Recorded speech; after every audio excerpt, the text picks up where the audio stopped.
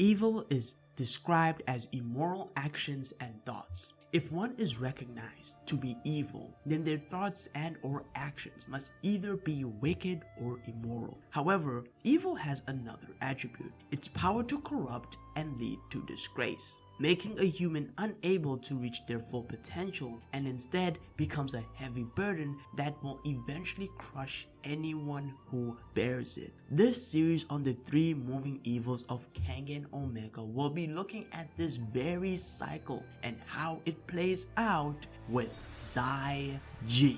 But before we get into any of that, don't forget to like and sub if you enjoy the video. I do Kengan analysis and theories every week, at least for now. And without further ado, let's carry on with the video.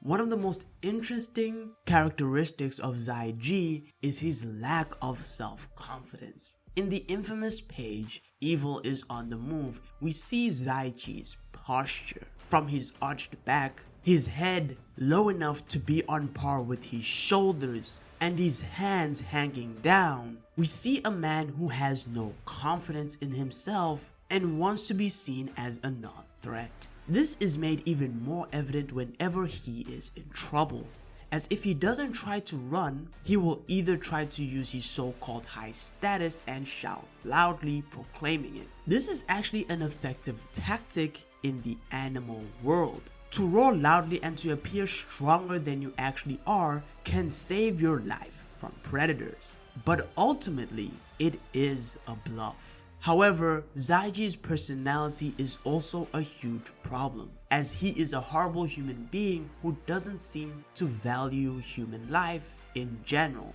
and is also a liar. Xia Ji's ability to deceive is what he usually relies on the most, and even Oma fell victim to this, and says the following: every word out of his mouth is a lie, and every deed is an act.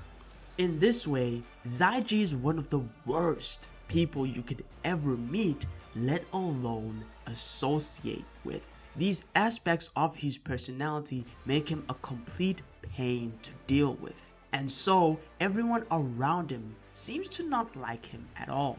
The only 2 people that seem like they care about him at all are Yan and Shen, but even they know how much of a handful he is and just stay away from him. No one likes being deceived or a liar, and so it's no surprise when no one wants to deal with him. But the worst part about this is how much potential Ji is wasting by being the way he is. Now that we have a better understanding of Xia Ji's character, it's time we talk about his inevitable downfall.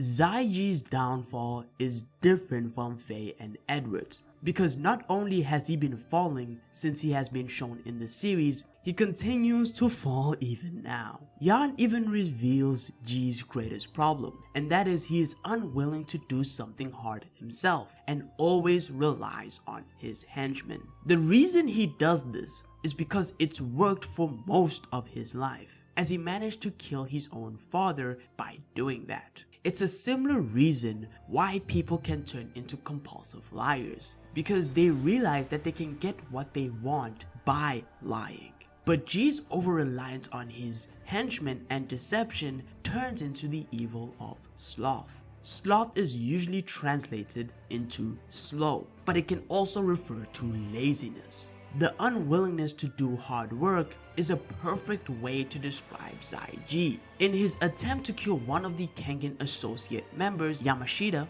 we see yet again him picking someone he thinks will be the weakest or easiest to kill. But we also see just how much great potential Xia Ji actually has. Ji constantly shows that he has all the tools he needs to become one of the strongest and greatest if he really wanted to, from his superhuman syndrome to his natural talent for martial arts. He even at one point completely overwhelms both Ryuki and Akoya, with Akoya admitting that even if he was at his best, Xia Ji would be too powerful for him. In fact, the only successful attack Akoya and Ryuki land is when Xia Ji is talking and his guard isn't even up. But even in this situation, we see a pattern. The moment a situation becomes a bit more challenging, even in the slightest, Ji either starts shouting, tries deception, or runs. Thing that is even slightly challenging and how that is negatively impacting him. The negative impacts are shown much more clearly in his fight against Koga. Both Koga and Ji are very similar to each other. Both have some biological advantage over others and have incredible martial arts prowess. But what separates the two is the willingness to do the hard work to achieve what they want. Xia Ji wants to be powerful, but when he sees how far he has to go, he doesn't even want to try. On the other hand, Koga sees the great mountain and wants to climb it and does climb it to get to the top.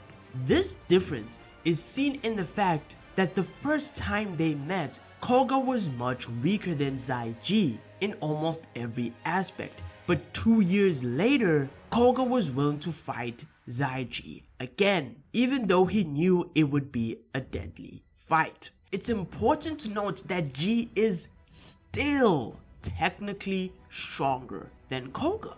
But that just goes to show how Koga is willing to fight someone stronger with the goal of winning, while all Ji does is try to pick on people who are weak. The reason Ji was even okay with fighting Koga in the first place was because he thought Koga was weaker than him, and he was right about that.